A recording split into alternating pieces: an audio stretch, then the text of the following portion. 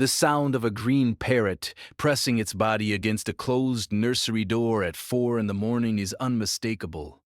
A low, steady wait. A scratch. A pause. Then again. Megan sat up before her brain finished waking. She had been a EMT for 9 years. She knew the difference between a pet that wanted attention and a pet that needed something. This was the second. She crossed the hall barefoot. The hallway nightlight made everything look softer than it was. The green parrot was in front of Lucas's door. Not pacing, not whining, just standing there, head low, weight forward, eyes fixed on the wood. "Move," she whispered. The animal did not move.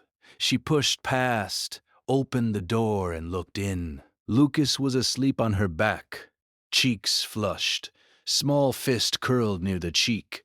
The room smelled the way a child's room smells at 4 a.m. Nothing wrong. Nothing she could name. She turned back to the hallway. The green parrot was still standing there, watching her now instead of the door. She closed the door gently and went back to bed. By Tuesday, it had happened 3 more times. By Thursday, Mark was awake too. "It pushed me," he said over coffee. "I went in to check on her at 1. The green parrot pushed against my legs. Hard. I almost fell." He laughed, but it was the wrong kind of laugh. The laugh of a man who had not yet decided what story he was going to tell himself about what was happening in his house. Megan did not laugh. She had been thinking about it for 4 days. "It's possessive," she said. "I've seen this before with families. The animal forms an attachment to the child and starts to read normal caregiving as a threat. We need to be careful."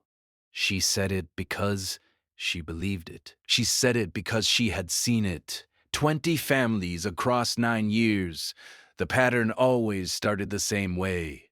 The animal positioning itself between the parent and the child. The animal refusing to move. The animal escalating until somebody got bitten or somebody got hurt. She knew what came next. On Friday, she called the rescue she had used for 2 previous families. She did not tell Mark she had called. She told herself she was just exploring options. She told herself she had not decided anything yet. On Saturday morning, the green parrot would not let her into the nursery at all. It stood across the doorway with its body turned sideways. When she stepped forward, it stepped forward with her. Not aggressive, just there, filling the space she needed to fill.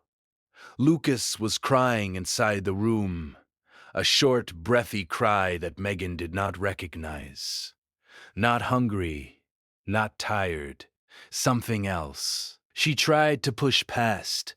The green parrot did not move. "Mark."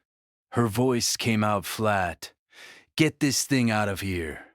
Now." He did. He carried it down the hall and put it in the laundry room and shut the door. The animal did not fight him.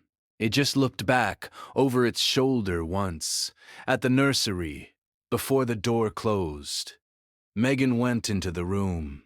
Lucas was on her side. Her lips were a color Megan had only seen at work, a color she had not been ready to see at home. Her chest was rising too slowly. The fingertips were dusky. What followed took 11 minutes that felt like 4 hours. The 911 call. The voice on the phone telling her exactly which way to position the child. The lights of the ambulance turning the bedroom blue and red. And blue and red. The IV. The oxygen mask the size of Lucas's whole face. In the hospital hours later, the pediatrician at Children's Memorial sat down across from her with a chart in his hand. It was the first signs of sepsis from an infected scrape. No one had noticed, he said. Another 9 minutes, and we would be having a very different conversation. Megan did not cry yet. That came later. She just nodded the way you nod. when you do not yet know what to do with what you have just been told. Was she symptomatic before this morning? The doctor asked. She thought about the door, about the nights, about the green parrot standing in the hallway at 4 a.m., with its eyes fixed on the wood, like the wood was a problem it was trying to solve. Maybe, she said. I think, yes. She drove home alone that afternoon. The car was very quiet. Mark stayed at the hospital with Lucas. The street lights were just coming on. She opened the laundry room door, and the green parrot did not run out. It walked, slowly, the way an animal walks when it is not sure if it is still in trouble. She knelt down on the kitchen floor. She did not say sorry. She had not earned it yet. She put her hand on the back of its neck and let it lean its weight into her palm. The green parrot closed its eyes.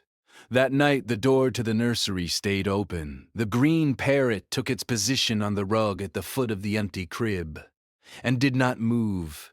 Megan sat in the chair across the room and watched it. Sometime around 2 a.m., she stopped trying to stay awake. When Lucas came home 3 days later, the green parrot did not perform relief. It walked over once, smelled the blanket, and went back to its rug. It had work to do. In the corner of the room, the small framed picture from the baby shower had fallen face down on the dresser. Megan had not noticed it before. She left it where it was. She had stopped needing things to look like anything in particular. The dishwasher hummed in the kitchen. Outside, somebody started a car. Ordinary noises. Ordinary house. Ordinary hour. The ordinary part was what kept catching her by surprise, that the world had not stopped to acknowledge what had nearly happened in this room. The world did not know. The world would never know. Only she would know. And the animal asleep on the rug, and the small framed photo face down on the dresser that she had not yet decided whether to turn back over.